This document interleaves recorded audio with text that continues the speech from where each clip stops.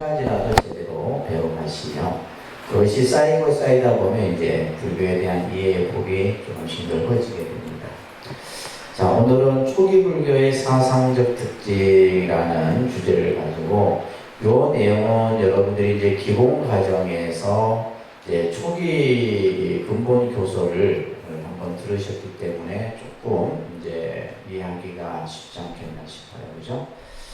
보통 이제 초기 불교가 이제 이 시대를 부처님 제세시부터, 그죠? 부처님이 제세시부터 시작해서 약 한 100년, 또 열반후 한 50년에서 100년 정도 이렇게 이제 이 초기 불교 시대를 구분을 합니다.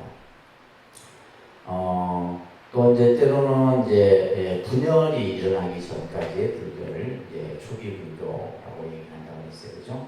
그래서 이제 분열이 나타나는 시대를 우리가 이제 부파불교 시대다라고 얘기했어요. 그래서 이 초기 불교와 부파불교 시대 때 이미 이제 부처님에 대한 가르침 이런 교설들이 그 토대를 갖추게 됩니다. 우리는 이제 초기 불교하면 대표적인 경전이 아함경이라는 경전이에요. 아함경. 그래서 언제 여러분들이 기회가 되시면 이 아함경도 한번 이렇게 보셔도 좋습니다. 그래서 이 아함경은 그냥 누구나 쉽게 읽고 이해할 수 있는 그런 내용으로 이루어져 있는데, 그래서 이 아함이라는 말은 예로부터 전해져 온 가르침이다 이런 뜻을 가지고 있어요.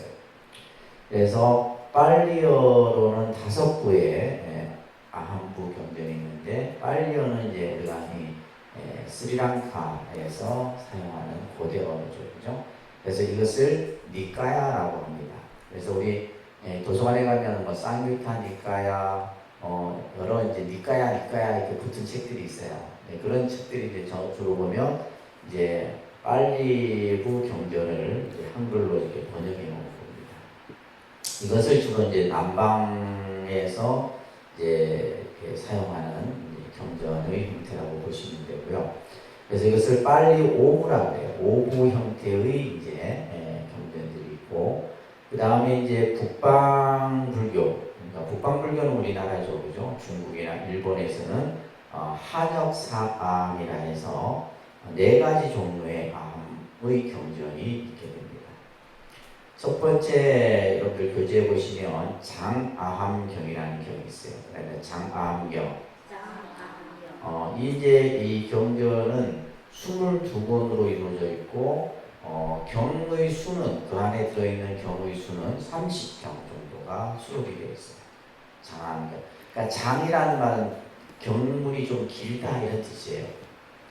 경의 내용이 좀 긴 형태의 경이 약 한 30경 정도가 수록되어 있고, 그 다음에 이제 잡아함, 중아함, 자바함 같은 경우는 잡은 이제 섞여 있다 이런 뜻이에요. 그래서 50권 정도로 이루어져 있는데, 경전 수는 1362권 의 경전이 이제 이 자바함경에 속.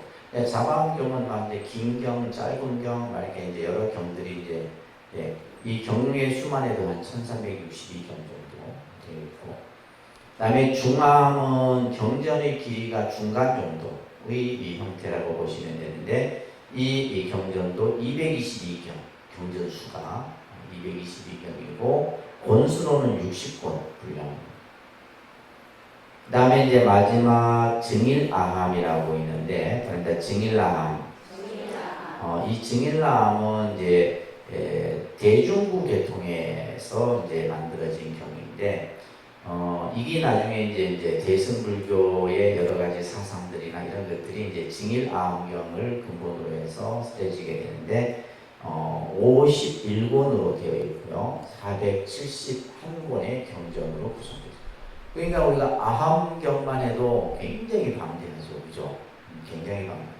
그래서 우리가 장암, 중암, 자밤, 증일암, 그래서 이런 이제 아함부 경전들이 경전의 이제 길이에 따라서 긴 거는 장암경, 중간의 형태는 중암, 또 길고 짧은 것이 섞여 있으면 자밤, 정의감이라는 것은 좀 더 이제 그러니까 내용이 덧붙여져서 이렇게 나타나는 형태의 경전을 정의감이라 하는데, 이러한 경전들이 이제 각각의 부파에서 이 경전들이 이제 많이 읽혀지고 있어요. 그래서 장암경 같은 경우는 법장부라고 하는데, 이거 이제 유부가 부파불교에서의 이제 파의 형태입니다. 그래서 법장부, 설일체유부, 대중부 이런 이제 경전들.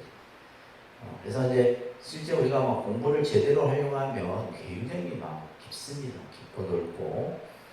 그래서 이 아함경은 부처님의 기본 사상과 이념을 가장 잘 나타내고 있어요. 굉장히 이제 어떻게 보면 부처님께서 처음 그죠? 중생들에게 알아듣기 쉽도록 설해놓은 경전이 아함경. 좀 도서관에 가서 좀 찾아보세요. 좀 읽어보고. 도서관은 우리 폼으로 해놨어요. 여러분들 가서 경전도 좀 읽어보고 어떤 경전 내용인가 그죠? 절에 왔을 때 그래서 한번 도서관에서 그죠? 짧은 경이라도 한번 읽고 가고 이런 습관을 들여야 돼요. 습관. 그래서 부처님의 가장 친설이라고 할 수 있어요. 친설. 친설이라고 할 수 있고, 그리고 불교 사상의 뿌리가 이 아함경에로부터 시작되고 있다라고 해도 과언이 아닙니다. 자, 그러면 우리가 이제 이 초기 불교에서 설하는 부처님의 가르침의 핵심들이 있는데, 첫 번째는 부처님의 교화 방법이에요. 그거 좀 잘 여러분들이 이해를 하셔야 됩니다. 부처님은 어떠한 방법으로 중생들을 교화했느냐? 자, 따라합니다. 대기설법입니다. 대기설법. 대기설법이라는 말은 이제 근기에 따라서 법을 설하셨다 이런 뜻이에요, 그죠? 그러면 근기라는 말 우리 들어봤잖아요. 중생들의 가지고 있는 성향, 성품, 기질, 능력 이런 것에 따라서. 그러니까 쉽게 말해서 중생들이 알아듣기 쉽도록, 그죠? 알아들을 수 있는 만큼만 부처님이 그 중생에게 법을 설하신 거예요. 그러니까 이제 누구나가 이제 부처님 말씀만 들어도 다 가르침을 이해하고 또 따르고 했던 거죠, 그죠? 그래서 항상 이러한 대기설법, 또 이제 대기설법과 다른 이제 같이 쓰여지는 말이 응병열학이라는 말이 있어요. 응병열학. 응병열학이라는 말은 병에 따라 약을 준다 이런 말이에요. 부처님은 중생들이 가지고 있는 그죠? 각각의 병에 따라서 응병이라는 응병, 열학, 그죠? 응병열학이라는 말이 이제 있어요. 그런데 응병열학, 중생들이 가지고 있는 각가지의 병에 따라서 약을, 그죠? 이 약을 준다. 이것은 마치 이제 중생의 근기에 따라서 법을 설한다라는 의미와 같은 것이에요. 또한 부처님은 항상 현실을 중심으로 해서 법을 설하셨다. 현재, 지금 이 순간의 문제를 해결하기 위한 것이지, 과거의 문제를 끄집어오고 또 오지 않는 미래를 예를 들면 얘기를 하고 한 것이 아니라 지금 현재, 지금 중생들이 현재 어떠한 고통과 어떤 괴로움을 겪고 있는가 이것에 대해서 중요하게 다루었더라는 얘기예요. 그렇기 때문에 숙명론, 신의론, 우연론 이런 이제 개념들을 불교에서는 그죠 너무 비판을 한 거죠. 숙명론은 뭐요? 그죠? 우리가 운명이 결정되어져 있다. 과거에 결정된 운명이 현재에서도 그대로 지닌다. 이런 개념은 불교에서 받아들이지 않는다. 신의론은 뭐예요? 신의론. 그죠? 모든 것이 신의 뜻에 따라서 이루어진다. 이것 또한 불교는 인정하지 않습니다. 그죠? 내가 모든 것을 만들어 하는 것이지 무슨 신이 나를 결정하고 그죠? 나의 행과 불행을 결정하는 것이 아니다라는 거예요. 우연론은 뭐예요? 그죠? 우리가 어떠한 일이 생겼을 때 우연히 뭐 일어난 것처럼 생각할 수 있는데 우연이란 없다. 반드시 뭐예요? 원인과 결과에 의해서 나타나는 것이지 그냥 우리가 뭐 사고가 나도 우연이 아니에요. 사고가 우리가 교통사고가 났는데 뭐 갑자기 우연히 난 게 아니라 분명히 그 사고가 나기 전에 이미 뭐야 딴짓을 했다든가 과속을 했다든가 한눈을 팔았다든가 다 원인이 있는 것이지. 그리고 나에게만 원인이 있는 게 아니고 그 상대에게도 그죠 원인이 있는 거죠. 그래서 우연론이라는 것 자체를 불교에서는 비판을 하는 겁니다. 그래서 모든 것을 뭐에 따라서 인과나 연기의 법칙에 따라서 모든 것은 나타난다. 이렇게 이제 부처님께서는 말씀을 하십니다. 그렇기 때문에 또한 미신적 행위를 엄격히 구제합니다. 미신. 예를 들면 뭐 사주팔자를 본다든가, 그죠? 미래에 대해서 막 그냥 점을 친다든가, 주술을 행한다든가 이런 것에 대해서는 엄격히 규제를 합니다. 우리가 또 이제 지난번에 봤던 형이상학에 대해서, 그죠? 이 논쟁을 불교에서는 삼고 있지 않다. 그래서 형이상학이라는 것은 우리가 앞에서도 공부했죠. 우리가 알 수 없고 볼 수 없고, 그죠? 현실 속에서 증명될 수 없는 것들이에요. 이런 것들에 대해서는 부처님은 아무런 답을 주지 않습니다. 오로지 뭐예요? 현재 문제. 지금 여러분들 현재 우리가 살면서 내가 풀어야 될 이 문제가 과연 무엇이고 이것이 왜 일어났고 이 문제를 어떻게 풀어갈 것인가에 대한 입장을 불교는 가지고 있다라고 얘기를 했습니다. 그죠? 그래서 부처님은 항상 대기설법으로 중생을 교화하고 현실 중심에서 문제를 접근하고, 그죠? 그 다음에 또 하나는 뭐냐 하면 부처님은 출생보다 행위를 중시했어요. 출생보다. 그래서 이제 우리가 부처님께서는 카스트 제도를 부정했다 했잖아요. 그죠? 당시의 신분제도. 따라합니다. 출생에 의해 천민이 되거나 바라문이 되는 것이 아니라 행위에 의해 천민이 되고 행위에 의해 바라문이 된다. 이 수타니파타라고 그러죠. 유명한 초기 경전이죠. 여러분들이 알고 있는 법구경이나 수타니파타나 이런 경전들은 초기 경전. 너무 막 그냥 뭐 한마디 한마디가 막 그냥 너무 귀중한 가르침들로 이루어지는 경전들이죠. 지금 이 수타니파타에서도 말하는 것처럼, 그죠? 사람이 뭐 혈연, 그죠? 이런 어떤 신분에 의해서 그 사람이 귀하고 천하게 결정되는 것이 아니다. 그 사람이 어떤 행위를 하느냐에 따라서. 예를 들면 귀한 사람이 천한 행위를 하면 그 사람은 천한 사람입니다. 설사 그 사람이 태어난 집안이 바라문족이라 할지라도 또 왕족이라 할지라도, 그죠? 그런데 천민이라 할지라도 그 사람이 선한 행위를 하고 귀한 행위를 하면 그 사람은 뭐가 되는 거예요? 귀한 사람이 되는 거예요. 그래서 부처님은 뭘 중시했다? 행위. 아시겠죠? 이것을 우리는 앞에서 까르마, 업이라는 말로서 공부했잖아요. 어떤 업을 짓느냐에 따라서 선업을 지으면 선인이 되는 것이고 악업을 지으면 악인이 되는 거예요. 그죠? 그 사람이 본래부터 뭐 착한 사람이고 나쁜 사람이고 결정되어 있는 게 아니라 그런 경우 있잖아요. 인상은 되게 험하게 생겼어도 그 사람 심성은 되게 착한 사람이잖아요. 그죠? 근데 얼굴은 이렇게 선하게 생겼는데 아주 그냥 알고 봤더니 그냥 무지무지하게 그냥 나쁜 사람이에요. 그러니까 우리가 이제 외형만 보고 사람을 또 판단해도 안 돼요, 사실. 그래서 그 사람이 어떤 행위를 하냐, 그죠? 그래서 인간관계도 마찬가지입니다. 그래서 저 같은 경우는 도사님들을 파악할 때 밥을 한 서너 번 먹어보면 그 사람이 나와요. 여러분들 밥을 그러니까 여러분들하고 저는 가까이 이제 뭐 수업할 때나 기도할 때나 이렇게 불지르죠. 근데 이제 사람을 이렇게 파악한다는 게 쉬운 건 아니거든요. 쉬운 건 아닌데 그 사람의 행동 하나하나, 말 하나하나, 태도 하나하나를 보면 이 사람이 어떻게 살아왔구나 이게 이제 자기 재산이 그대로 드러나요. 조심하셔야 돼요. 알겠어요? 그러니까 그러니까 이제 서로 이제 그러잖아요. 그러면 연애할 때는 몰라.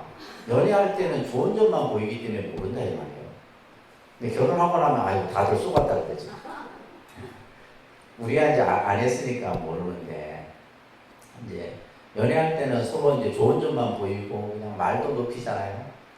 말도 뭐 함부로 하지 않고 그냥 이렇게 하다가 결혼하고 나면 본색이 싹 바뀐다. 바뀔 수밖에 없는 거예요. 그러려니 하셔야 돼요. 아시겠어요? 아니면 우리 같이 안 하든지 얘기를 해야 돼요. 그래서 이게 이제 그 사람의 행위가 중요한 거예요. 왜냐하면 행위라는 것은 그 사람의 생각 속에서 이루어지는 거예요. 마음이 곧 행위로 나타나는 것이거든요. 그래서 부처님은 행위를 중시했다라는 것. 그 다음에 부처님께서는 자아의 가치와 존재를 인정했어요. 자아의 가치와 존재. 다시 말해서 이 세상을 누가 만들어 가느냐, 이 세상의 주인은 누구냐? 우리 자신이라는 거죠. 그러니까 이것은 당시에 모든 어떤 이 인도에서의 어떤 사상이나 어떤 신앙이 신 중심으로 이루어졌거든요. 모든 것이 신이 결정하고 신이 모든 것을 만들고, 이런 어떤 그 사회 풍조 속에서 부처님은 뭐다? 이 세상의 주인은 너 자신이다. 그래서 자기 법기라는 말이 있죠, 그죠? 자기 자신에게 귀하고 법에 귀해. 부처님은 한 번도 나에게 귀하라는 말을 한 적이 없어요. 나에게 예배하라 이런 말 한 적이 없습니다. 나에게 예배하고 나에게 귀했을 때 뭐 복이 생기고 이런 말 한 적이 없어요. 대승경전에 와서 이제 우리가 부처님이 어떤 절대화되고 신격화되면서 이제 부처님에게 예배 공양하는 공덕에 대해서 이제 그 가치를 얘기한 것이지, 부처님 스스로 뭐 자기 자신에게 귀하라 예배하라 한 적은 없다. 그러면서 이 세상의 가장 중요한 가치와 그 존재는 자기 자신이다. 아시겠죠? 그래서 자기 자신에게 귀하고 법이 귀하다. 이 세상의 가장 소중한 존재가 누구냐? 자기다. 그래서 이제 불교에서는 이 참된 자아를 추구하는 것이 어떻게 보면 불교 종교에서 가장 중요한 실천이죠. 그죠? 그러니까 참 나를 찾는 것. 자기의 그 진실된 존재 가치를 찾아가는 것. 이것을 이제 불교에서는 강조를 한 겁니다. 그러니까 이런 것들이 이제 초기 교설에서 계속 써져지는 거예요. 그 다음에 세 번째는 뭐다? 모든 생명은 평등하다라는 것을 주장해요. 그죠? 평등 사상. 그래서 불교의 사상은 평등 사상이에요. 인간이라고 해서 어떤 뭐 다른 생명체보다 우월하고 높은 것이 아니라 모든 생명은 다 평등하다. 그래서 이러한 평등의 가치에서 우리가 이제 불교에서의 제1계가 뭐가 되는 거예요? 불살생계가 됩니다. 아시겠죠? 그러니까 여러분들이 이제 신도 5계도 제1계가 불살생계지만은 불교의 모든 계의 제1계는 불살생계예요. 모든 생명을 함부로 대하지 말아라. 근데 이제 사실은 우리가 인간이 자이든 타이든 원하든 원하지 않든 생명을 죽이는 일들이 많습니다. 그죠? 생명을 꼭 우리가 무슨 강아지나 그냥 고양이를 죽여야지 생명을, 그거 말고도 길을 가다가도 나도 모르게 내 발에 밟혀 죽는 그러한 생명체들도 많고, 그렇기 때문에 우리가 이제 이러한 어떤 생명의 가치, 존엄 이런 것들이 바로 부처님의 이러한 평등 사상 속에서 설해지는 것이다. 이런 내용들이 바로 뭐예요? 부처님이 당시 법을 선하는 가운데에서도 가장 중요하게 다루었던 내용들이다라는 겁니다. 아시겠죠? 그래서 부처님의 교화 방법과 부처님이 당시 강조했던 이 내용들을 여러분들이 꼭 기억하시고, 이게 불교입니다. 다른 게 불교가 아니라 이것을 여러분들이 제대로 이해하고 또 실천하느냐가 중요한 것이에요. 그러면서 이제 그 다음에 이러한 것을 바탕으로 해서 설해지는 가르침이 바로 우리가 흔히 말하는 근본 교설이라고 얘기를 합니다. 이거는 여러분들이 이제 머릿속에서 기억을 하셔야 됩니다. 기억하시고 이제 전문 과정에서 이제 마지막 이제 기본 과정에서 한 번 듣고 전문 과정에서 또 한 번 반복해서 듣고 이제 두 번 듣고 나면은 다음 뭐 경전 이런 데 가서는 이거 설명 안 합니다. 왜냐하면 다 안다라고 가정하에 이제 얘기를 하는 거기 때문에 잘 들으셔야 돼요. 따라합니다. 사성제, 삼법인, 연기법, 팔정도, 중도, 이 개념이 이제 불교에서 핵심 교설이에요. 그러니까 이 가르침을 바탕으로 해서 모든 대승경전의 여러 사상들도 발전되고 그냥 여러 그죠? 불교의 철학 사상도 만들어지고 하게 되는 거예요. 자, 먼저 우리가 이제 연기법부터 하나하나 이제 앞에 여러분들이 했기 때문에 중요한 개념만 한번 정리를 할 겁니다. 우리가 연기법이 뭐냐? 그죠? 부처님이 깨달으신 진리다. 연기법이 뭐라고요? 깨달으신 진리의 내용이에요. 그러니까 부처님이 뭘 깨달았느냐라고 했을 때 우리가 이제 나중에 여러분들이 공부를 하고 나면 뭐 마음을 깨달았다, 우주의 이치를 깨달았다, 등등 그죠. 여러 가지 이제 그 깨달음을 다양하게 설명합니다. 근데 지금 여러분들의 단계에서는 부처님이 깨달은 진리의 내용은 뭐다? 연기법이다. 그죠? 그럼 이 연기법이라는 것이 부처님이 만든 것이냐? 아니라는 거예요. 본래 존재하고 있었던 이것은 존재의 법칙이에요. 근데 중생들은 어리석어서 이것을 몰랐어. 오로지 뭐예요? 모든 것이 신에 의해서 만들어지고 신에 의해서 없어진다고 생각해요. 근데 아니에요. 부처님이 깨닫고 나니까 이 세상은 어떠한 법칙에 의해서 이 세상이 만들어지고 없어지더라는 거예요. 그죠? 예를 들면 우리가 태어나고 죽는 것도 그 일정한 그 법칙이 있더라는 거예요. 그래서 부처님께서는 왜 인간은 태어나고 늙고 병들고 죽어야만 하는가? 그 고통의 원인이 뭐냐 이렇게 했을 때 그것을 쭉 원리를 찾아갔더니 바로 무명이라고 하는 그죠? 이 무명으로부터 모든 것이 비롯됐다는 것을 얘기해 줍니다. 그래서 부처님의 가르침은 우리 중생들의 괴로움의 원인을 파악하여 그 괴로움의 문제를 제시하는 데 있다. 이게 불교의 가르침의 가장 중요한 거예요. 부처님의 말씀이 뭐냐라고 했을 때 우리의 문제를 그죠? 그 원인과 그 푸는 방법을 제시해 주는 것이 부처님의 가르침이다. 그래서 이 세상은 어떠한 법칙에 의해서 만들어지고 없어지는데 이것을 말합니다. 생멸의 법칙, 연기의 법칙, 인연의 법칙. 그렇죠. 우리가 살아가는 게 전부 이 연기인 것이고 인연인 것이고 또한 뭐다? 이것은 만들어지고 없어지고 만나고 헤어지고 생겼다 없어지고 가난한 사람이 부자가 되고 부자가 가난한 사람한테 전부 다 연기의 법칙이에요. 그죠? 우리가 이렇게 이제 태어나서 젊은 시절을 보내고 이제 중년의 삶을 살고 나중에 노년에서 또 죽어가고 하는 게 전부 연기예요. 이것을 이제 부처님께서는 말씀하신 겁니다. 그렇기 때문에 162쪽에 보면 연기를 보면 법을 보고 따라합니다. 연기를 보면 법을 보고 법을 보면 연기를 본다.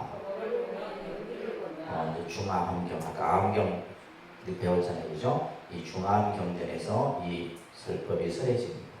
연기를 보면 법을 본다. 그러니까 우리가 불법이라고 했을 때 그 불법이 뭐냐? 바로 연기를 얘기하는 거예요. 연기의 법칙을 얘기하는 거예요. 모든 것은 연기다라는 거예요. 모든 것은 연기고 모든 것은 인연이고 그죠? 모든 것은 반드시 뭐예요? 원인과 결과에 의해서 만들어진다. 그걸 우리가 봐야 된다는 거예요. 그래서 법을 보는 자 곧 연기를 보는 것이다. 이렇게 지금 그만큼 이 연기법은 불교 교설의 핵심입니다. 나중에 이 연기가 중도 그 다음에 공사상까지도 연결이 돼요. 반야 공사상까지도 이 연기의 개념이 쭉 연결이 됩니다. 그렇기 때문에 우리가 연기의 법칙은 불교의 핵심 사상이다라고 공부를 했었습니다. 그죠? 그래서 연기라는 말을 이제 용어를 여러분들이 잘 이해하는 것이 중요하다고 그랬어요. 그런데 연기란 어떠한 원인에 대하여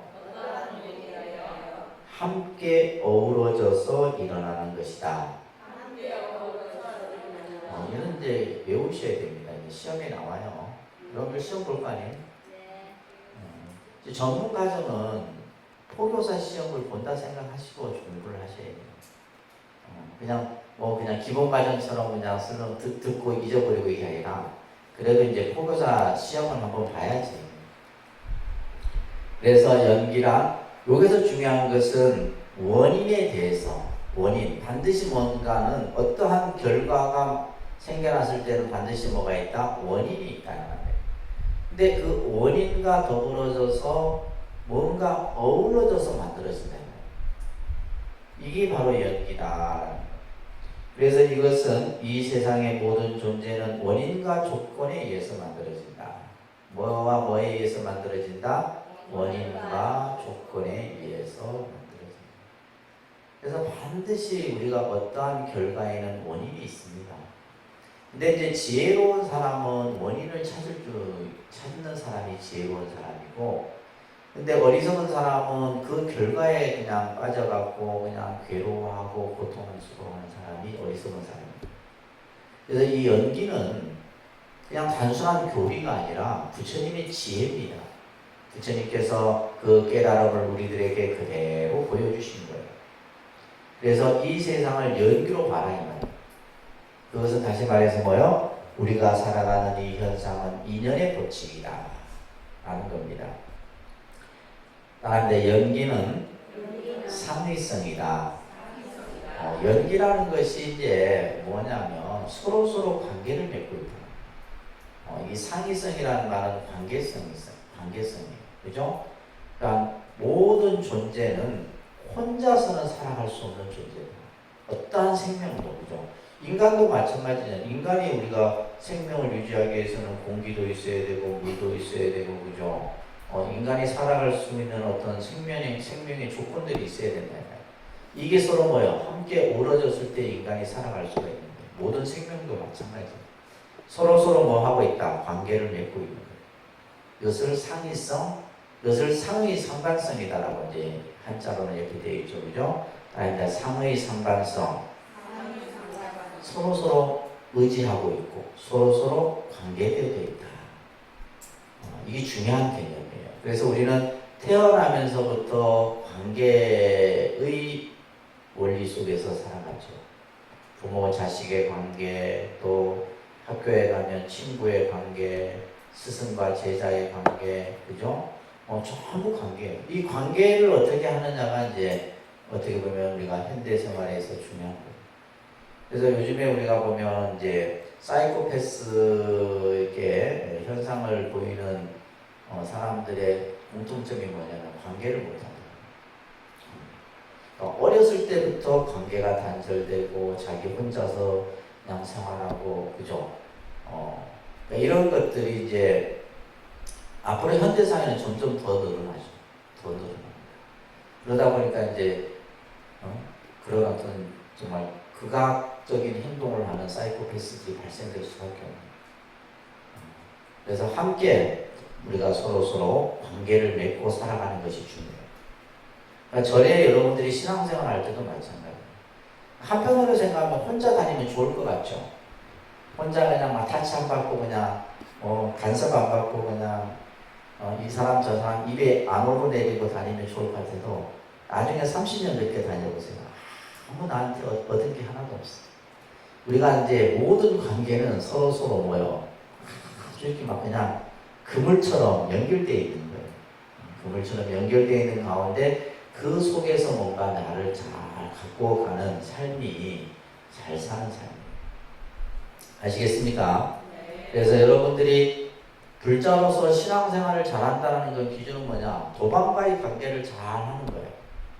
도방과의 관계를 잘 만들어가는 것이 신앙생활. 왜냐하면 아무래도 그죠. 절에 오게 되면 좀 더 조심하게 됩니다. 조심하게 되고 말도 그렇고 행동도 그렇고 하게 됩니다. 자, 그래서 연기는 상이성이라는 말을 여러분들이 꼭 기억하시면서 부처님께서는 이러한 연기를 하나의 공식화해서 말씀하셨죠. 그죠? 바랍니다. 이것이 있으므로 저것이 있고 이것이 일어나므로 저것이 일어난다. 이것을 이제 생성이라고 생성, 만들어지는 거죠. 무엇인가가 만들어질 때 그냥 만들어지는 것이 아니라 이것이 있기 때문에 저것이 있는 거예요. 그죠? 이것이 일어나므로 저것이 일어난다. 이제 이것을 생성이라고 하고 그 다음 밑에는 소멸이라고 썼어요. 없어지는 거예요. 따라서 이것이 없다면 저것이 없고 이것이 멸하면 저것도 멸한다. 이거는 이제 소멸의 법칙을 얘기해요. 위에는 생성의 법칙을 얘기하고 밑에는 소멸의 법칙을 얘기해요. 그래서 이 세상은 뭐든지 뭐야 생성과 소멸을 끊임없이 반복하는 겁니다. 그죠? 이 우주도 지금도 보면 생성하면서 소멸하고 있죠. 그죠? 우리도 이제 예를 들면 살아가는 인간의 모습도 보면 이 생성 소멸의 법칙 속에서 나타나는 거예요.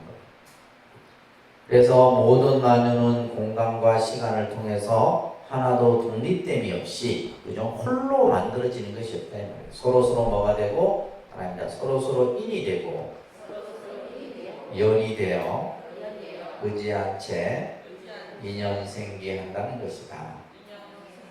인연 생기한다. 이것을 이제 인연이라고 이제 우리가 연기라고 설명을 하는 거예요. 그래서 모든 것은 서로서로 인이 되고 연이 되어졌어. 그래서 이 세상은 어떻게 보면 참 이러한 인연 관계를 잘 유지하고 잘 만들어가는 것이 중요합니다. 그러면서 이 연기법은 우리들이 이 어떤 생사의 고통을 소멸하는 그러한 법칙으로서 설명을 하고 있는데 부처님께서는 이것을 12가지 인연의 모습으로서 설명을 했다 그랬어요. 그죠? 이 12가지 12연기설은 생사 문제를 풀어주는 열쇠다. 이렇게 기억을 하십시오. 그러니까 12연기설은 생사 문제를 풀어주는 열쇠이다. 이 12가지 연기설은 우리들이 그죠? 태어나기 전에 우리가 그러니까 왜 태어났을까? 왜 태어났을까? 그러니까 우리는 그냥 인연법으로 얘기하면 아버지와 어머니와 나의 인연이 서로 어우러져서 우리가 태어났지만 그 태어나기 전의 과정들이 있다는 거예요. 그래서 그것을 부처님께서는 이제 순간적으로 그것을 쭉 깊이 들여다 보니까 이제 무명으로부터 시작이 되더라고요. 그래서 12가지를 이제 말합니다. 무명, 행, 시, 명세, 유기, 초, 수, 애, 치, 유, 노사, 치생노사. 그죠? 그래서 우리는 지금 태어나서 늙고 병들고 근심하고 슬퍼하고 괴로워하고 하는 지금 이 삶의 모습 속에서 있어요. 그러면 이 태어나기 전에 쭉 봤더니 무명으로부터 시작됩니다. 무명으로부터. 그래서 무명으로부터 시작됐는데 이 12가지 인연설은 제가 기본 과정에서도 우리 생명이 태어나는 하나의 과정의 현상으로도 이것을 설명한다고 했어요. 그죠? 우리가 어머니 뱃속에서 10달 동안 이 육군이 만들어지고, 그죠? 그 안에서 우리가 이제 생명이 자라나잖아요. 그 과정을 이 12가지 인연설로도 설명을 하고 있는 겁니다. 그러면서 부처님께서는 역관적으로도 관찰하셨어요. 어떻게 하면 이 나고 죽음의 고통의 세계로부터 벗어날 수 있을까? 결국 무명이 시작점이니까 무명을 없애면 됩니다. 무명을 멸하면 행이 멸하고 행이 멸하면 식이 멸하고 해서 이 12가지 인연의 고리들을 하나하나 풀어내는 이 이제 사유의 관찰을 통해서 바로 부처님께서는 생사의 문제를 해결하십니다. 그래서 이것을 이제 우리들에게 설명한 건데 이 연기설은 여러분들이 계속해서 보고 이해해도 이해하기가 어려운 내용 중에 하나가 바로 이 연기입니다. 아시겠죠? 그래서 이 연기설은 168쪽에 넘겨보시게 되면 결국 우리의 어떤 삶의 가장 중요한 어떤 모습 중에 하나가 결국 우리는 모든 생명은 죽음을 맞이하게 되는데 그 죽음의 문제에 대해서 그죠? 예를 들면 이제 신을 중심으로 한 종교는 그죠? 신이 그 죽음까지도 결정하는 거죠. 근데 이제 우리가 이 연기법에 봤을 때는 뭐예요? 이것은 연기의 법칙에 의해서 우리가 태어나고 죽고 또 다시 태어나고 그죠? 우리가 앞에서 윤회라는 공부도 했었지만은 그러한 윤회의 과정을 우리가 겪게 되는데 바로 모든 종교가 가지고 있는 죽음의 문제나 삶의 가치 등의 문제들을 각각 종교들이 제시하는데 특히 이 불교의 12연기설은 우리들의 생사의 문제를 풀어주는 아까 열쇠와 같다 그랬잖아요. 그죠? 이것을 잘 사유하고 또 수행을 통해서 이 연기의 이치를 깨달았을 때 우리는 생사로부터 벗어날 수가 있는 그러니까 생사윤회로부터 벗어날 수 있는 길이 바로 이 연기법을 체득함으로써 이루어집니다. 그런데 이 연기법은 아주 깊고 깊은 가르침이다. 신심한 가르침입니다. 보통 사람이 능히 알 수 있는 것이 아니다. 이 연기법은. 그래서 우리가 이제 이 연기의 이치를 이제 불교 공부를 통해서 하나하나 배워나가는 겁니다.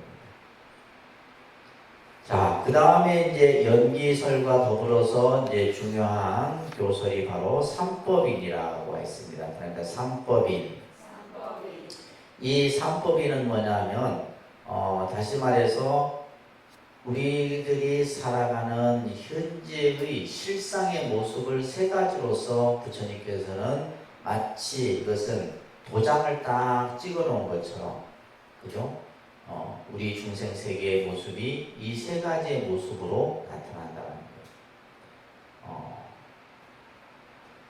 그래서 첫 번째가 이제 우리가 그 밑에 중간에 보면 169쪽에 따라합니다. 일체는 모두가 무상하고 괴로움이고 무아이다. 이 구절은 꼭 명심하라고 그랬어요. 모든 것은 무상한 것이고 괴로운 것이고 무아이다. 그냥 단순히 이제 이 말만 들으면 야, 불교는 세상을 다 부정하고 있구나 이렇게 이제 일반 사람들은 오해를 합니다. 이 구절만 그냥 보면 일체는 무상한 것이고 괴로움이고 무아이다. 우리가 이제 일반적으로 이제 무상을 사람들이 허무주의로 생각하고 그죠? 염세주의적으로 생각하면 그렇게 볼 수 있죠. 또 괴로움이라는 것은 그냥 안 좋은 거잖아요. 그죠? 괴롭다라는 이 표현은 사실 안 좋은 거거든. 또 무아라는 것은 나를 인정하지 않는다. 이런 측면에서 봤을 때 이 지금 세 명제는 그죠? 불교가 모든 세상을 부정적으로 본다라고 보는 시각을 가장 많이 주는 구절이고 보여요. 일체는 모두가 무상한 것이고 괴로움이고 무아이다. 그런데 이제 우리가 기본 과정 때 여러분들이 무상이라는 것을 어떻게 이해하라고 그랬어요? 무상을 어떻게 이해해야 된다 했어요?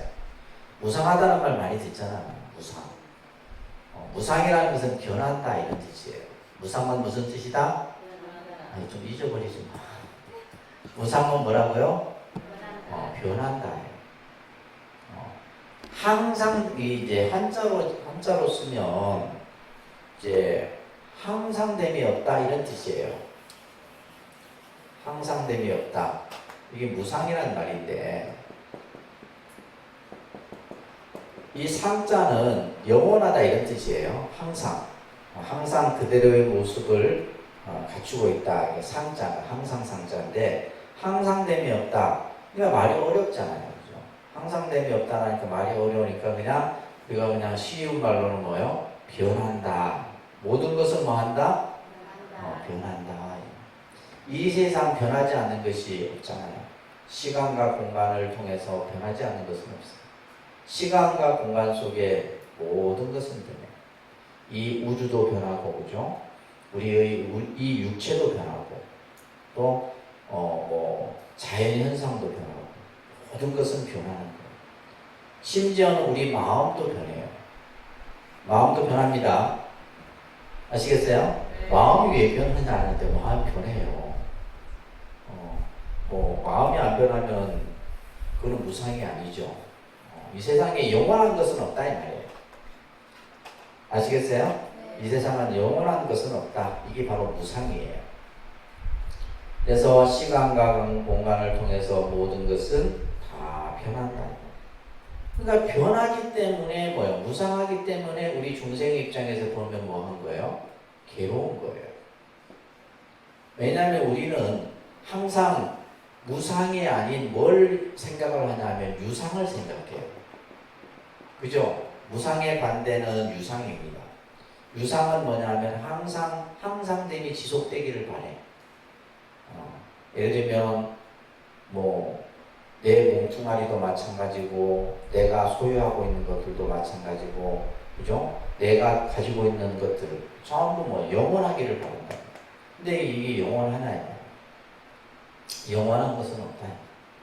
근데 이제 우리가 예를 들면 재산이나 권력이나 부나 명예나 이런 것들 전부 이걸 이제 유상하기를 바라는데 이 현상의 모습은 바로 뭐예요? 무상이다. 무상하기 때문에 우리 중생의 입장에서는 뭐예요? 괴로움이다. 우리 이렇게 배웠죠, 그죠? 괴로움. 괴로움을 우리 뭐라 배웠어요? 괴로움이 어떤 상태예요? 괴로움 쉽게 기본 과정 다시 기본 과정으로 다시 돌려보냅니다.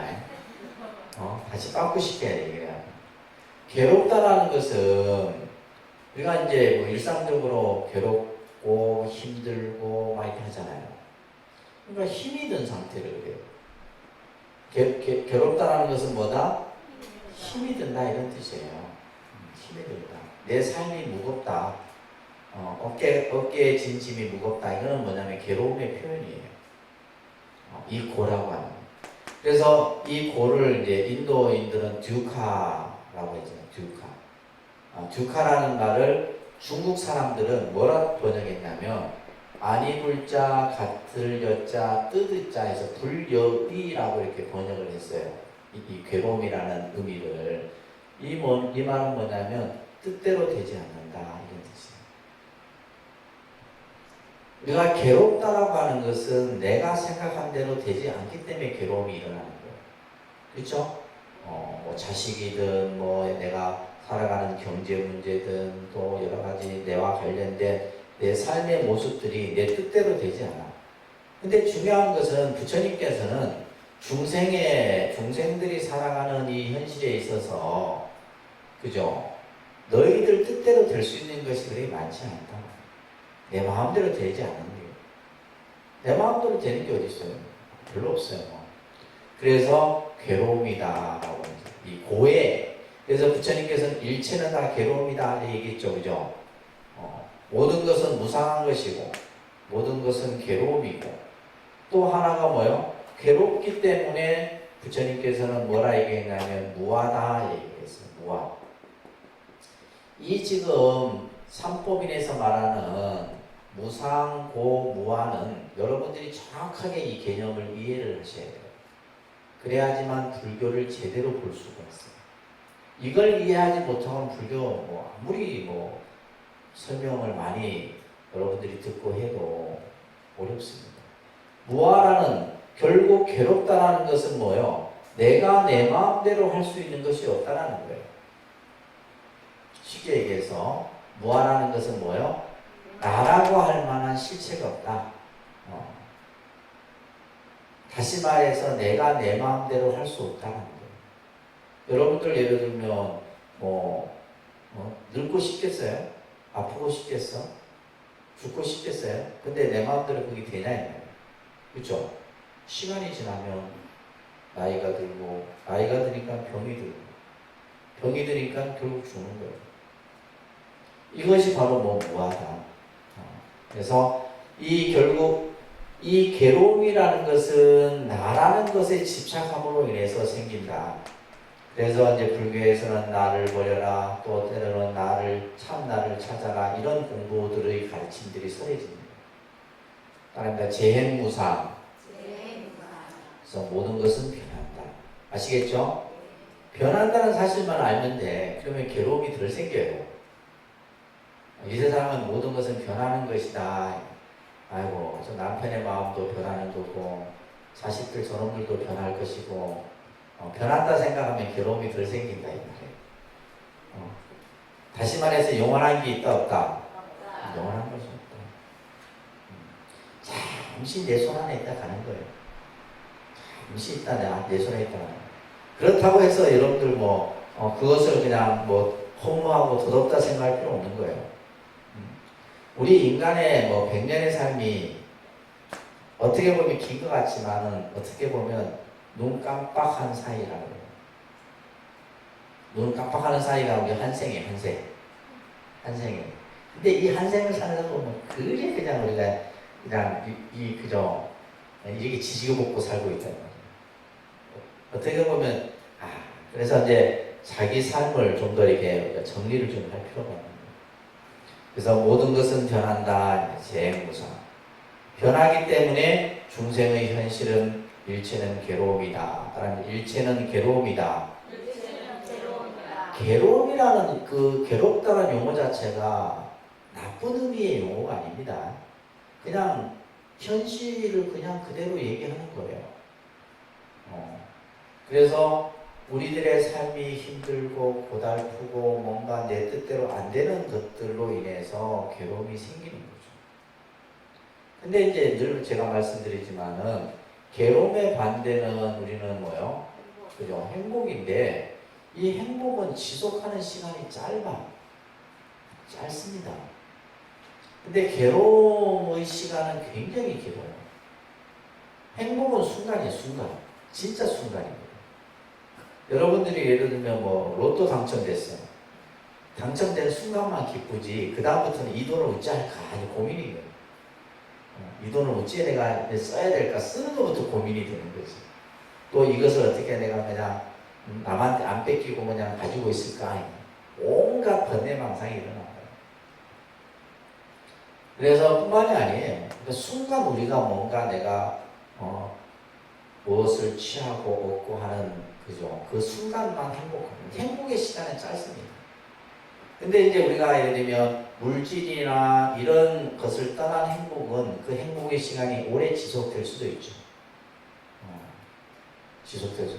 그래서 이제 요즘 우리 이제 현대인들이 그 자신들의 삶 속에서 행복의 시간을 늘리기 위해서 자연과 더불어 살아가고 자기 이제 좋아하는 것을 하게 되고 하는 거죠. 반면에 이제 괴로움의 시간은 어떻게 돼요? 깁니다. 여러분들이 한번 고통이 쉽게 말해서 우리가 트라우마가 나잖아요. 그죠? 안 좋은 어떤 기억, 그러니까 여러분들 누구한테 안 좋은 소리 들어봐. 10년, 100년 간다. 저 사람이 나를 이렇게 해갖고, 야, 무서운 거예요. 그건 안 풀립니다. 참, 좋은 거는 금방 잊어버리는데, 안 좋은 거는 왜 그렇게 오래 가는지 이해가 안 돼요. 왜냐면, 그게 뭐냐면, 나한테 상처가 됐기 때문에. 상처가 된 것은 오래 갑니다. 죽고 나서도 그건 안 풀려요. 뭐가 된 거예요? 그래서 결국 한이 된 거죠. 이게 무서운 거죠. 그래서 일체는 괴로움입니다. 그래서 부처님께서는 이 괴로움의 문제로부터 벗어나기 위해서 이와 같은 많은 가르침을 우리들에게 설한 거예요. 그래서 불교라는 종교는 우리들이 살아가면서 경험하게 되는 이러한 것들을 어떻게 바로 보느냐, 이걸 얘기하는 겁니다. 아시겠죠? 절에 와서 그냥 엎드려서 기도하고 이게 아니에요. 이걸 바로 보는 그것을 이제 내가 하기 위해서 수행도 하고 기도도 하고 내가 공덕을 닦고 하는 거예요. 그리고 이러한 괴로움이라는 것은 결국 내가 내 마음대로 할 수 있는 것이 별로 없다. 이것을 이제 무한하는 개념으로서 설명을 하고 있죠. 그래서 이 3법이 여러분들 꼭 잘 기억하셔야 됩니다. 5분 시작할게요. 자, 그 다음에 보시게 되면 쭉 넘기셔서 176조 사성제를 한번 보시면 이 사성제도 중요한 교설이라 그랬어요. 그죠? 사성제는 바로 괴로움의 그러한 그 문제를 어떻게 이제 우리가 이것을 해결할 것인가. 그래서 교재에도 좀 설명하고 있듯이 일체가 괴로움인데, 그죠? 일체가 괴로움이에요. 그래서 우리가 사는 세계를 무슨 세계라고 해요? 불교에서는 사바세계. 무슨 세계? 사바세계. 이 사바세계는 그 뜻이 뭐냐면 인토라는 뜻을 가지고 있는데, 이 세상은 참아야지만 살아갈 수 있는 세상이다, 이런 뜻이에요. 우리 중생 세계는 참아야지만 살아갈 수 있다. 그러니까 참지 아니하면 우리는, 그죠? 한 시간도 못 살아요. 여러분들 그렇잖아요. 여러분들 뭐 결혼해서 결혼 생활 하시는데 안 참으면 어떻게 해? 다 벌써, 그죠? 전부 다 하면 각자 살아갈 수가 없어. 그러니까 어떻게 보면 우리 이제 출가한 스님들 같은 경우는 혼자 사는 것도 힘든데, 혼자 이렇게 살아가는 것도 힘든데, 그러니까 그만큼 우리들이 살아가는 이 현실이, 우리가 이제 뭐 물질 문명이 발달되고 과학이, 그죠? 발달됨으로 인해서 어떤 삶이 풍족해지고, 하지만은 그래도 결국 뭐 사람들이 느끼는 괴로움의 그 질량이 높잖아요. 그죠? 전부 뭐 스트레스도 높아지고, 또 예를 들면 질병도 얼마나 많은 질병들이 생겨요. 이런 것들로 인해서 우리들이 살아가는 이 중생의 현실이 그렇게 우리가 이제 흔히 뭐 삶이 녹록지 않다 이런 말을 하게 되는데, 그만큼 괴로움이 많은 거예요. 근데 그 괴로움에는 반드시 뭐가 있다? 원인이 있다는 거예요. 그죠? 그러면 그 괴로움의 원인을 우리가 어떻게 해결할 것인가? 그것을 밝혀놓은 것이 바로 사성제설입니다.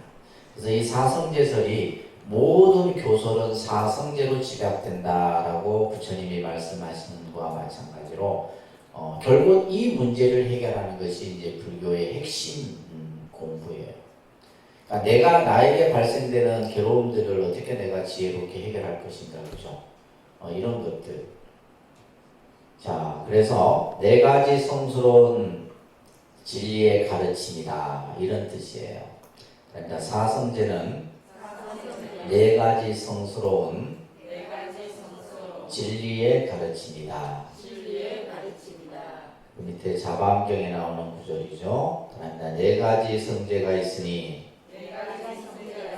성제라는 말은 성스러운 진리다, 이런 뜻이에요. 네 가지 성스러운 진리가 있으니, 어떤 것이 네 가지인가? 괴로움, 괴로움의 집, 괴로움의 멸, 괴로움의 멸에 이르는 도, 이 네 가지 성스러운 진리가 그것이다. 한자만 나오면 약해지죠. 자, 그래서 이것을 우리는 고진멸도라고 합니다. 그러니까 고진멸도. 불교의 가장 핵심 교설입니다. 그죠? 고진멸도. 그러니까 고진멸도. 고진멸도라고 하는 네 가지 성스러운 진리예요. 그래서 결국 이제 이 괴로움이라고 하는 중생의 현실을 어떻게 하면 이것을 해결할 것인가 하는 거. 그죠? 이 괴로움. 그래서 우리가 이제 가장 큰 괴로움이 뭐예요? 생로병사. 따라합니다. 생로병사. 가장 큰, 이거는 누구나 똑같이 겪는 거예요. 이거는 누구는 많이 겪고 누구는 적게 겪고 이게 차별이 없어요. 생로병사는 누구나 똑같이 겪는 거예요. 태어나고 늙고 병들고 죽고, 그죠?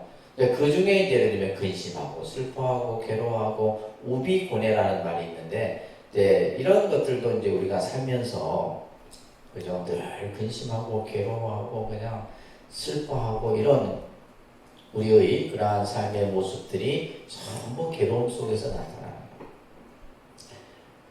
그 다음에 또 이제 조금은 사람마다 그 괴로움을 경험하는 강도가 좀 달라요.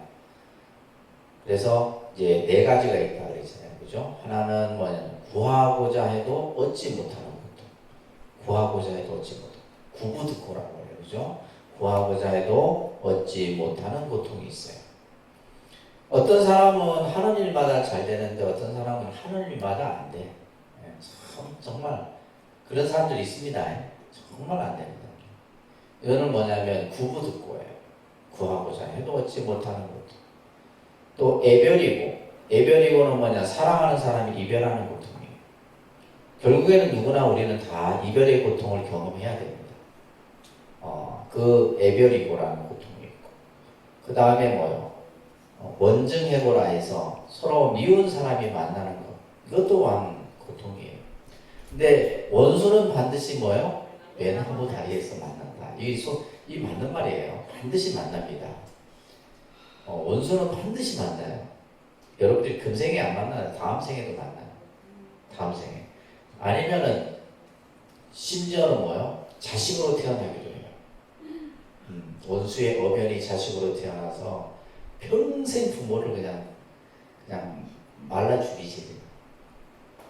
그래갖고 요즘에 보세요. 뭐 부모가 자식을 죽이고 자식이 부모를 죽이고 전부 원수예요. 원수. 원수의 어변이지 그 어떤 것으로도 풀 수 없는 거예요. 그 다음에 오온성보라 해서 우리의 이 4대 육신이 서로 치성하면서 일어나는, 그죠? 여러 가지 마음의 병이라든지 육체적인 병, 이런 것들. 이런 것들이 전부 다 뭐예요? 괴로움이라는 거예요. 자, 이러한 괴로움인데 이 괴로움을 어떻게, 그 괴로움이 왜 발생하느냐라고 했을 때 이 집이라는 것이, 그죠? 괴로움의 뭐가 되는 거예요? 원인이 되는 거죠. 괴로움의 원인. 괴로움 그 자체는 결과가 되는 거고, 그죠? 우리 중생의 현실, 결과의 모습은 괴로움이고, 그 괴로움의 원인은 뭐다? 괴로움의 원인은 뭐다? 집착이다. 괴로움의 원인은 뭐라고요? 집착입니다. 여러분들이 이제 불교 공부를 하고 신앙생활을 하다 보면 나에게 일어나는 괴로움의 원인은 99.9%가 집착이에요. 집착으로 인해서 괴로움이 생기는 겁니다. 우리는 보면 살다 보면 돈에 대한 집착, 그러니까 이 집착이라는 것이 때로는 이제 뭐냐면 결국 이제 우리가 일반적으로 얘기하면 소유욕이에요. 소유욕이에요. 이 집착도 보면 여러 가지의 종류, 아집이 있고 법집이 있고, 이제 교리적으로 나중에 전문가장에 가시면 아집이 있고, 지금이 전문가장이구나. 아집이 있고 법집이 있고 그래요. 특히 이제 무서운 게 뭐냐면 아집이에요. 나를 중심으로 해서 일으키는, 전부 여러분들은 뭐요? 이 아집이 어떻게 보면 소유욕이죠. 그래서 여러분들은 전부 나라는 이름을 붙인다 그랬잖아요. 그죠? 내 자식, 내 남편, 내 집, 내 차, 내 거 전부 내 거. 그러니까 내 거라고 하는 이름을 붙인 순간 뭐예요? 괴로움이 생기는 거예요. 괴로움이 생기는 거예요. 내가 요즘에 가끔씩 어떻게 생각하냐면, 독립선언을 내가 맨날 쓸고 닦고 많은데 맨날 이제 독립선언에 대한 애착이 너무 많잖아요.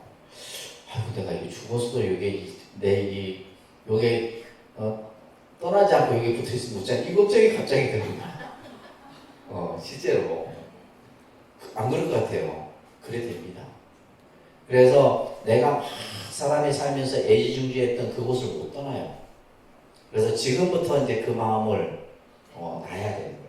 그래서 언제든지 난 떠날 수 있다 이 생각을 가지고 살아야지. 안 그러면 무서운 거예요. 이건 뭐예요? 집착이라는 것이. 그래서 결국 이 집착으로 인해서 모든 괴로움이 생기는 겁니다. 사실은 우리가 다 아주 객관적으로 그 어떤 괴로움의 문제를 들여다보면 그것은 전부 뭐 집착이에요. 뭐 자식 문제든 뭐 남편 문제든 전부. 근데 그 집착을 다 놓고 버리면 아무 괴로울 것이 없어. 그래서 그러면 이 괴로움의 집착을 나는 그러면 집착 안 해야지 해서 이게 집착이 안 생기는 게 아니잖아요. 그냥 집착을 버릴 수가 없는 거예요, 우리 중생은. 왜냐하면 집착으로 인해서 우리는 모든 것을 만들어가기 때문에. 예를 들면 우리가 어떻게 보면 사람이 이제 그죠? 뭔가 어떤 내가 하고자 하는 욕심이 있어야지만 또 그 일을 이루어간다는 말이에요. 근데 이제 그래서 부처님께서는 우리가 이제 예를 들면 소유욕의 반대가 무소유잖아요, 그죠? 무소유. 그러니까 무소유라는 말은 소유하지 않는 것을 말하는 게 아니에요. 그냥 빈털터리의 개념이 아니에요. 빈털터리의 개념이 내 거는 내 거네. 내 거죠, 그죠? 내 거예요, 내 거. 내 건데 내 거라는 생각을 갖지 않는 게 중요해요. 그러니까 예를 들면 내 거라는 생각을 안 가져도 이거 내 건데 우리는 뭐예요? 내 거라는 생각을 굳이 그 상을 갖다 붙이는 거예요. 그러다 보면 거기에서 이제 예를 들면 그 내 것이 가느날 갑자기 없어져 버렸어요. 뭐 그때부터는 괴로워하고 이제 막 고통스러워하고 하는 거죠. 그래서 우리가 이제 이 괴로움이라고 하는 원인이 되는 집착은 그냥 내가 집착을 안 해야지 그냥 생각만 가지고 되는 것이 아니라 반드시 뭐의 과정이 필요하다? 수행의 과정이 필요하다.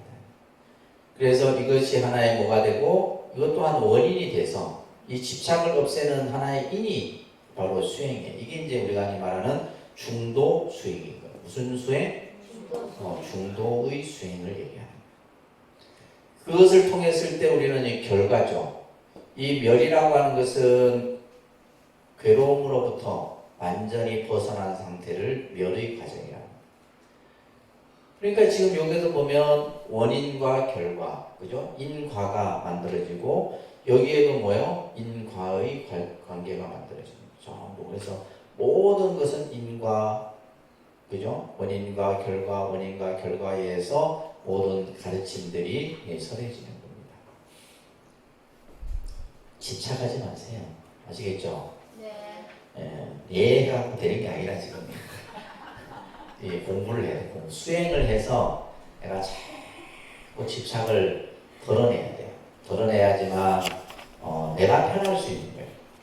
자, 그러면 우리가 이제 집착을 벗어내는 그 길이 바로 8정도 수행이라 그랬어요. 그죠? 자, 178쪽에 보시면 말합니다. 세상은 괴롭다. 그러나 그 괴로움에는 원인이 있다. 그 원인만 제거하면 행복한 삶이 있다. 이 행복한 삶을 이루기 위해서는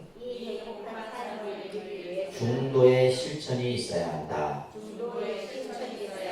그죠? 결국 우리 불자가 이 괴로움의 현실로부터 벗어날 수 있는 길은 바로 중도의 실천이에요.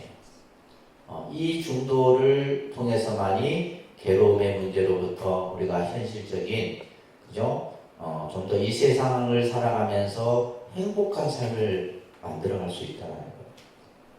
근데 이제 부처님께서는 이 중도의 이치를 이제 깨달았다. 그래서 이거는 연기와 연결되어져서 설명되어지는 겁니다. 이 중도는 바로 연기인데, 178쪽에 보시게 되면 사람들은 항상 두 가지 극단에 치우쳐져서 모든 것을 생각을 해요.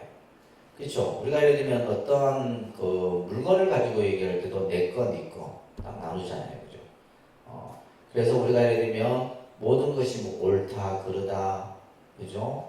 또 내 거다, 네 거다, 맞다, 틀리다, 이런 등등의 그냥 어떤 한쪽에 치우치는 생각을 하게. 그래서 부처님께서는 두 가지 극단에 가까워서는 안 된다. 하나는 욕망에 집착하는 것이고, 그죠? 또 하나는 뭐요? 스스로 자기를 고행에 집착하게 하는 행위 또한 바람직하지 않다라는 거예요. 그래서 부처님께서는 중도의 이치를 통해서 열반을 이루시게 되는데 그것이 바로 뭐냐 하면 이제 8정도의 수행을 얘기를 하고 있는 거죠. 그죠? 8정도의 수행을 얘기합니다.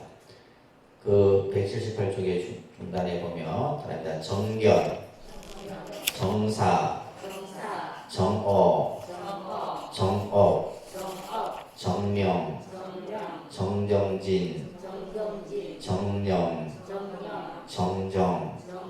자, 그래서 우리가 이제 이 중도의 수행은 어느 한쪽에 치우치지 않는 거예요. 근데 우리는 이제 생각이 우리 특히 이제 사람들이 생각하고 행동하고 하는 것이 자기 뜻에 맞는 쪽을 쫓아가게 돼 있어요. 그죠? 자기 뜻에 맞는. 그리고 또 우리가 어떤 학습에 의해서 길들여진 생각을 쫓아서 예를 들면 우리가 뭐 보수다, 진보다, 뭐 이런 어떤 사고의 편향된 생각들도 마찬가지예요. 그래서 우리 중생들 보면 자기가 보고 듣고 느끼는 그쪽을 향해서 이제 내 생각만이 옳다라는 생각을 갖게 되는 거죠. 내 생각만이 옳고 다른 사람 생각에 대해서는 그죠? 수용하려고 하지를 않는 거예요. 그래서 부처님께서는 이제 여러분들 기본 과정에서 이 중도설법을 얘기할 때 중요한 비유를 들었어요. 그것이 바로 검은고 줄의 비유입니다. 무슨 비유? 검은고 줄의 비유. 부처님의 설법은 비유 설법이 많아요. 그러니까 이제 법화경 공부하시는 분들도 이제 이 법화경이 전부 비유에 대한 얘기가 많이 나오는데 부처님께서는 바로 이 검은고 줄의 비유. 그 다음에 이제 우리가 또 초기 여러분들 기본 과정에서 또 비유가 나왔는데 뭐냐면 독화살의 비유. 이건 형이상학을 얘기할 때 독화살의 비유가 나왔어요. 그죠? 그 다음에 검은고 줄의 비유가 나오는데 바로 이 검은고 줄, 우리가 이제 현악기라 그러죠. 현악기 같은 경우는 줄이 잘 알맞게 조여져야지만 소리가 알맞은 소리가 나와요. 줄이 너무 탱탱하거나 줄이 너무 느슨해도 소리가 나지 않죠. 그래서 당시 수호나 비구라는 비구가 자기가 나름대로 열심히 공부했음에도 불구하고 수행에 어떤 이 성과가 나타나지 않자 이제 수행을 중도에 포기를 하려고 합니다. 그러니까 이제 부처님이 이 수호나 비구에게 이제 너가 출가하기 전에 무엇을 했느냐라고 물으니까 이 수호나 비구가 검은고를 탔던 악공이었던 거죠. 그러면서 이제 검은고 줄을 가지고 이제 부처님이 비유를 하기를 검은고 줄이 너무 이렇게 막 바짝 조여지면 소리가 잘 나느냐 안 나느냐. 또 이제 줄이 너무 느슨해도 소리가 나. 수행도 마찬가지다. 네가 너무 잘하려고 하니까 그 잘하려고 하는 생각 때문에 오히려 수행에 방해가 되는 거예요. 그렇다고 너무 또 이제 마음이 게으르고 나태해도 공부가 안 되겠죠. 그죠? 그래서 바로 중도의 이치를 부처님께서 이 검은고줄에 비유를 해서 설명을 하고 있는 거예요. 자, 그래서 중도라고 하는 것은 그 밑에 보시면 179쪽 중간에 보면 유무의 상대적 영향을 벗어나서 다른 데 유무의 상대적 영향을 벗어나 있으면서 또한 유무를 떠나서 비유, 비무를 따로 세우지 않고 비상, 비단을 따로 세워서도 안 된다. 이 말은 이제 어려운 말인데 그 위에 보면 괴롭다, 즐겁다, 있다, 없다. 이 단자는 끊을 단자인데 이거는 뭐냐면 이제 단절됐다 말이에요. 단절되고 상은 영원하고, 그죠? 이런 의미로서 이제 항상 두 가지 개념이 항상 이렇게 대비돼서 우리가 이렇게 생각을 하게 되죠. 옳다, 그르다, 나다, 너다, 있다, 없다, 그죠? 맞다, 틀리다. 그러니까 이 두 어떤 상대적 개념에서 우리는 어느 한쪽을 취하게 돼요. 근데 그 한쪽을 취한다는 것은 결국 중도적 사고가 아니라는 거죠. 그러니까 그러다 보니까 이제 서로 이제 서로 이제 생각의 견해가 각기 다르다 보니까 갈등이 일어나고 다툼이 일어나게 되는 거예요. 근데 이제 왜 그렇게 될 수밖에 없냐면 우리들은 자기가 보고 듣고 느끼는 그 경계를 쫓아서 자기의 관념을 만들기 때문이에요. 그래서 중도라고 하는 것은 있다 없다의 상대적 영역을 벗어나. 이걸 두 개를 다 벗어나야 돼요. 있는 것도 아니고 없는 것도 아니에요. 그러면서도 이제 유무를 떠나서 있다 없다를 떠나서 또한 뭐요? 있는 것도 아니고 없는 것도 아닌 것. 이것 또한 세우면 안 돼. 그래서 예를 들면 이제 우리는 보면 있다 없다를 떠나라니까 있는 것도 아니고 없는 것도 아닌 이걸 세우려고 하는 이것까지도 다 벗어버려요. 그래서 이제 양변을 다 여였다 이렇게 표현을 합니다. 중도의 의미는 뭐다? 두 가지 변을 다 떠나버린 상태를 말합니다. 그게 그 자리에서 뭐다? 정견으로부터 해서 정정에 이르는 수행을 닦을 것을 얘기를 하고 있는 거예요. 그래서 예를 들면 179쪽에 부처님의 교설을 한번 봅니다. 따라합니다. 일체는 유다 고 하는 것은 일변이다. 그러니까 유다, 일체는 있다. 일체는 존재한다. 그죠? 있다라고 하는 이것은 한변, 한쪽의 생각이다. 이런 거예요. 한변은 한쪽의 생각인 거예요. 따라합니다. 일체는 무다고 하는 것은 제2의 변이다. 그죠? 한쪽에서는 있다. 한쪽에서는 없다. 그래서 이것은 서로 양변을 얘기하는 거죠. 제1변, 제2변, 양변을 얘기하는데, 가전연이요.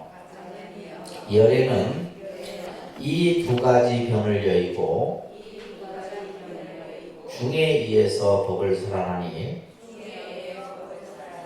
무명에 의해 행이 있고 행에 의해 식이 있고 노사가 있게 된다. 이제 상부경전에서 나오는 구절인데 부처님은 중도의 이치에 의해서 법을 설하는데 그 중도의 이치가 바로 연기다는 거예요. 그러니까 예를 들면 부처님은 어느 한쪽에 그죠? 그 개념을 두지 않는다. 항상 부처님은 중도. 그러니까 두 가지 변을 다 여의고 오로지 뭐예요? 연기의 이치로서 법을 설한다는 거예요. 한 출가자가 부처님께 유아입니까? 라고 물어요. 내가 있습니까? 라고 물어요. 내가 있는 겁니까? 라고 묻자 부처님은 침묵으로 대답해요. 답을 하지 않았어요. 다시 물었으나 또 답을 하지 않았어요. 후에 안 하니 왜 부처님이시여 그 질문에 대해서 답을 하지 않으셨습니까? 라고 묻자 부처님께서는 이렇게 얘기를 합니다.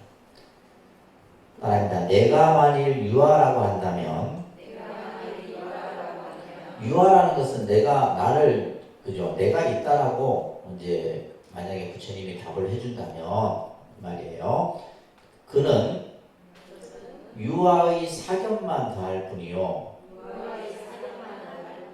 그러니까 예를 들면 부처님이 유아다, 나라는 것이 있다 얘기하면 이 사람은 이제 뭐요? 아, 부처님이 나라는 것이 있구나 말했으니까 뭐 이 사람들의 생각 속에는 뭐요? 잘못된 생각만 가질 뿐이다. 만일 따라합니다. 만일 무아라고 한다면 의혹만 더해줄 뿐이다. 그러니까 이 사람이 유아입니까? 라고 물었을 때 이미 자기 생각 속에서는 나라는 것은 있다라는 생각을 전제하에 물은 거예요. 무슨 말인지 아시겠어요? 우리가 예를 들면 어떤 사람이 신이 있습니까? 라고 누군가에 물으면 이 사람의 머릿속에는 신이 있다라는 관념이 갖춰진 상태에서 물은 거예요. 그러면 또 예를 들면 우리가 사후에 영혼이 그죠? 존재하느냐라는 것에 대해서 물었을 때 이 사람은 사후의 영혼에 대해서 이미 관심이 있는 사람이라 그것에 대해서 나름대로 자기는 있는 것 같기도 하고 없는 것 같기도 하고 그래서 궁금해서 물었을 거 아니에요. 그죠? 근데 그게 대해서 예를 들면 만약에 있다 혹은 없다 얘기를 해주면 이 사람은 이제 그 한쪽에 치우친 생각을 갖게 되는 거예요. 그래서 이제 부처님께서 만약에 내가 무아라고 얘기했다면 이 사람은 왜 무아이지?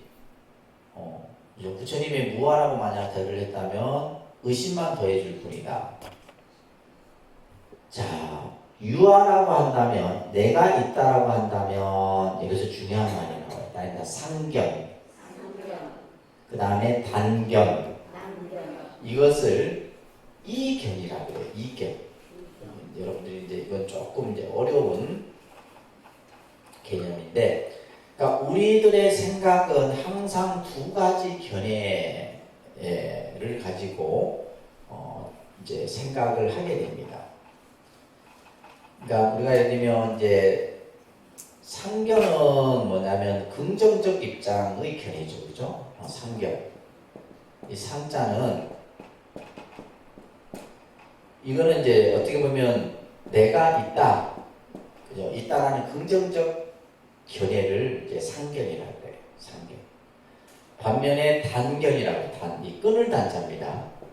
단절됐다 이런 뜻인데 단견은 이거는 뭐예요? 부정적 견해를 말하는 거예요. 예를 들면 우리가 옳다. 이 시는 상견이죠, 그죠?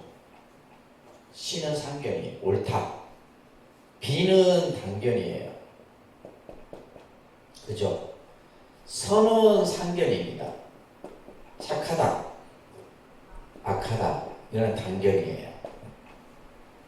그죠? 그래서 이러한 상견과 단견을 이견이라고 합니다.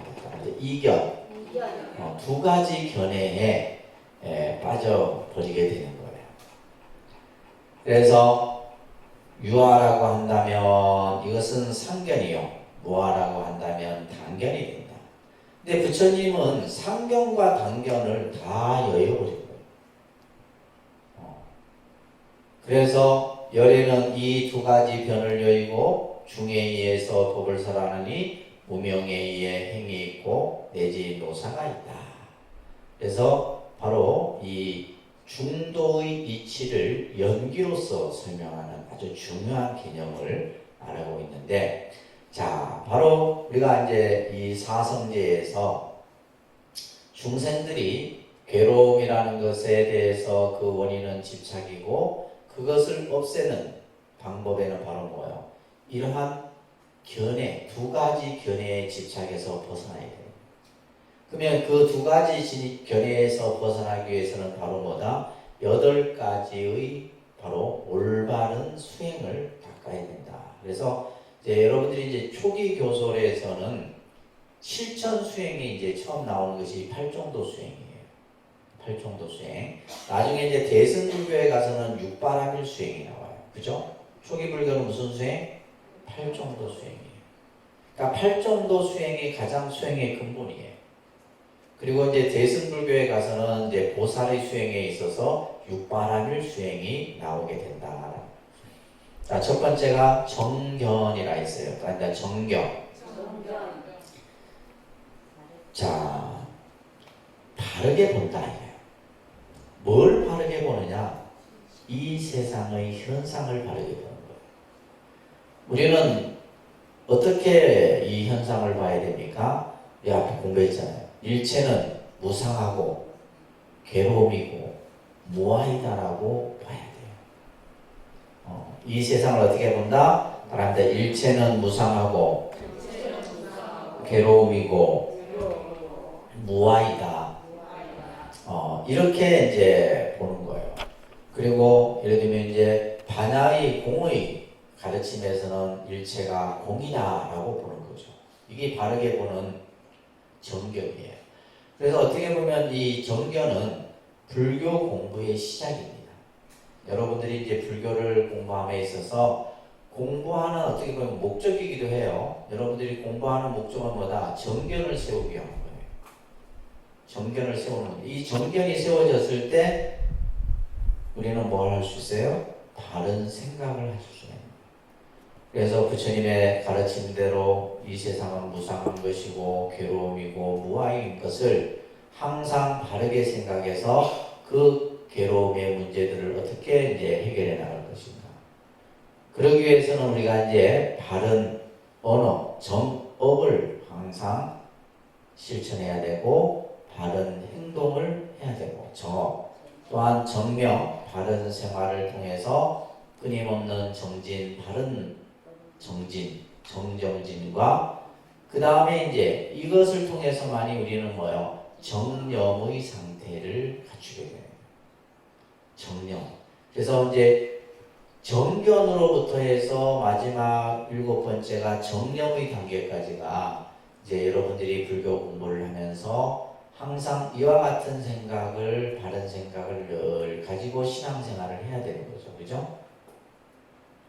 그러면서 우리가 이제 자기 자신을 성찰하고 자기 수행을 하면서 늘 부처님의 가르침에 법을 잊지 않고 생활하는 정념이 되었을 때 마지막에 뭐가 이룰 수 있다? 정정의 단계에 이르는 거예요. 그러니까 정정의 단계가 되면 이제 어떻게 되겠어요? 그죠? 일체 괴로움으로부터 우리는 자유로울 수가 있는 거예요. 괴로움의 문제를 싹 다 해결해요. 그래서 이 정정의 단계는 마치 뭐와 같아요? 선정산매에 들어있는 상태와 똑같아요.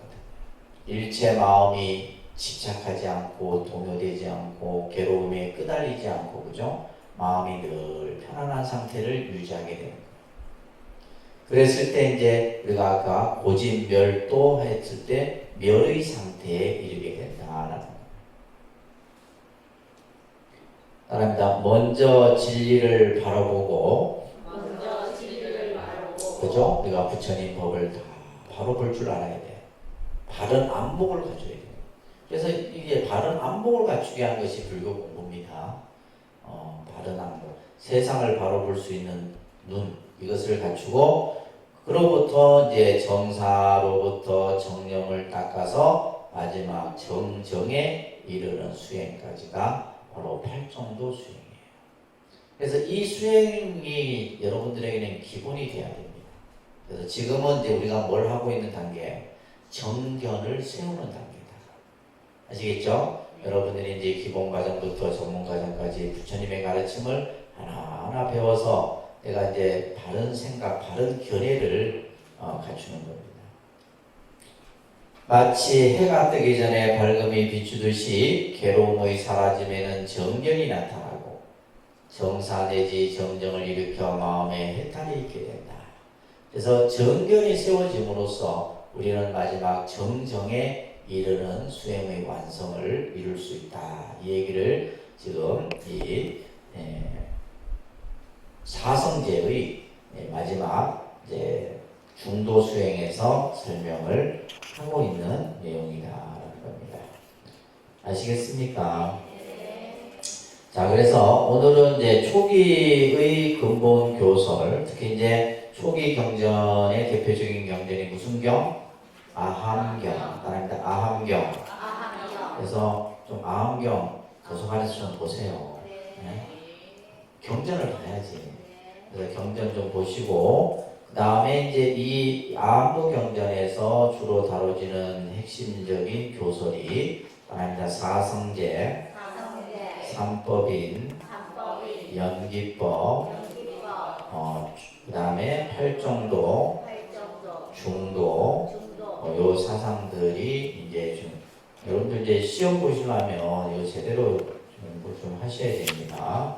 자, 그리고 이제 다음 주에 마지막에 이제 대승